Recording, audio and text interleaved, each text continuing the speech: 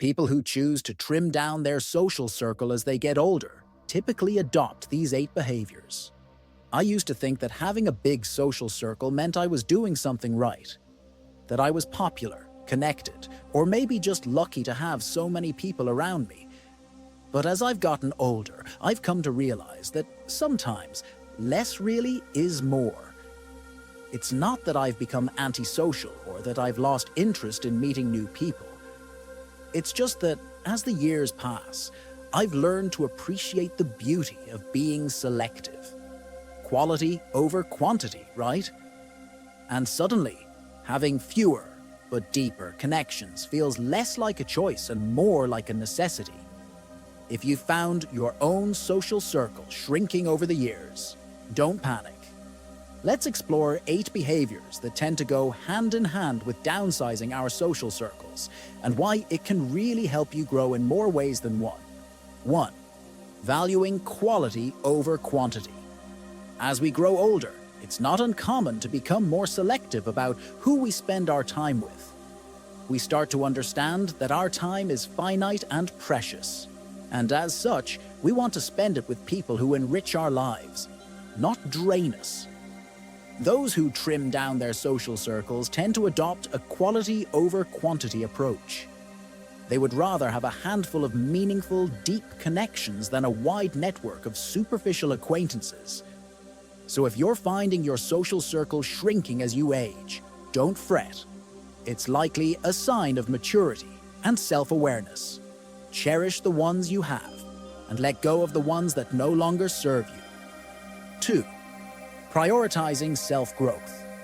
Personally, I've noticed that as I've gotten older, my focus has shifted more towards personal growth and self-improvement.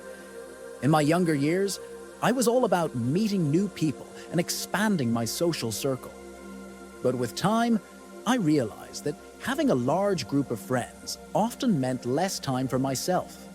It was fun, but it didn't leave much room for introspection and personal development. As I started to focus more on self-growth, I found myself spending less time socializing and more time on activities that contributed to my personal and professional development. This included reading, attending workshops, and even just spending some quiet time alone.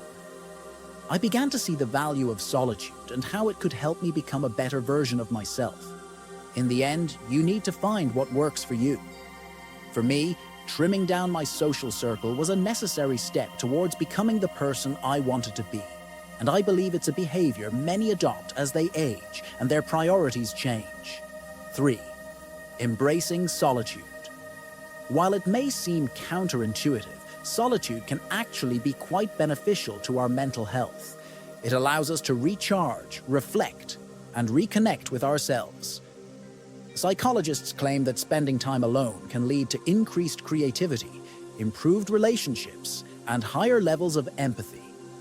However, as always, finding a balance between social interaction and personal downtime is key here. Those who choose to trim down their social circles as they age often understand the value of solitude. They're not afraid of being alone and see it as an opportunity for self-reflection and growth. If you're one of those people who enjoy their own company, don't worry. You're not alone. It's a common behavior among those who choose to keep their social circles small and meaningful. 4. Seeking deeper connections. Another behavior typical of people who trim down their social circles is the pursuit of deeper, more meaningful connections. As we age, small talk and surface-level interactions often lose their appeal. We start seeking conversations that challenge us, inspire us, and make us think. People who choose to keep their social circles small often do so to foster these deeper connections. They invest their time and energy in relationships that are reciprocal and enriching. Having a few good friends with whom you can share your deepest thoughts, fears, and dreams is worth more than having numerous superficial friendships. If you find yourself craving more meaningful interactions, you're not alone. It's a common trait among those who choose quality over quantity when it comes to their social circles. 5. Cherishing authenticity. As we go through life, we begin to value authenticity more and more. We yearn for genuine connections, a sense of belonging, and relationships that make us feel seen and understood. People who choose to trim down their social circles often place a high value on authenticity. They cherish relationships where they can be their true selves without pretense or judgment.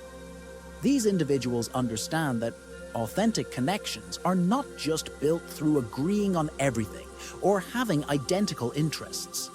Instead, they're nurtured through respecting differences, accepting flaws, and loving people for who they truly are. So if you find yourself drifting away from relationships that feel superficial or inauthentic, take it as a sign of personal growth. You're learning to value authenticity and seeking relationships that truly matter. 6. Embracing change and letting go. Change is a part of life. As we age, we evolve, and so do our relationships. Sometimes, friendships that once meant the world to us no longer serve our best interests. I've experienced this firsthand. I've had friendships that were once very close, but over time, we grew apart. Our interests diverged, our paths took different turns, and slowly, the bond we once shared faded. This process of letting go can be painful, but it's also necessary for personal growth. It's a sign that we're evolving, changing, and moving forward. People who trim down their social circles often understand this. They're not afraid to let go of relationships that no longer serve them. They value their peace and personal growth over preserving relationships out of obligation or fear of being alone. 7. Appreciating the present. As we age, we tend to become more aware of the fleeting nature of time. We start to appreciate the present moment more and focus less on trivial matters. People who choose to trim down their social circles often share this trait. They prefer to invest their time in fewer, more meaningful relationships that bring them joy in the present. They understand that life is too short to spend on unfulfilling connections or unnecessary drama. Instead, they choose to surround themselves with people who appreciate them for who they are and add positivity to their lives. So if you find yourself living more in the present and valuing your time more, know that it's a healthy and mature approach to life. 8. Practicing self-love and self-care. At the core of trimming down social circles is a fundamental act of self-love and self-care. It's a gesture of recognizing your own worth and choosing to spend time with people who respect and value that worth. It's an act of setting boundaries and protecting your mental and emotional well-being. Those who opt for smaller social circles often do so because they understand that their own peace, happiness, and growth are paramount. They love themselves enough to distance from negativity, toxicity, or relationships that drain them. It's not selfish to prioritize your well-being. It's necessary. And those who truly care about you will understand and respect your choices. Don't be afraid to scale down. I think about the friends I've kept over the years and the ones I've gently let go. And I'm reminded that life's too short to be surrounded by people who don't add a little extra spark to our days. Realizing when a connection isn't quite as fulfilling as it used to be is a skill. Downsizing our social circles allows us to live more fully, more authentically. Trimming your social circle is somewhat like curating your own little masterpiece. Nurturing relationships that fill you up and letting go of the ones that drain you can reward you in many different ways. As people age and grow wiser, they realize the freedom that comes with choosing who you spend your precious time with. So here's to fewer people, but richer conversations, deeper connections, and a life that feels more like yours.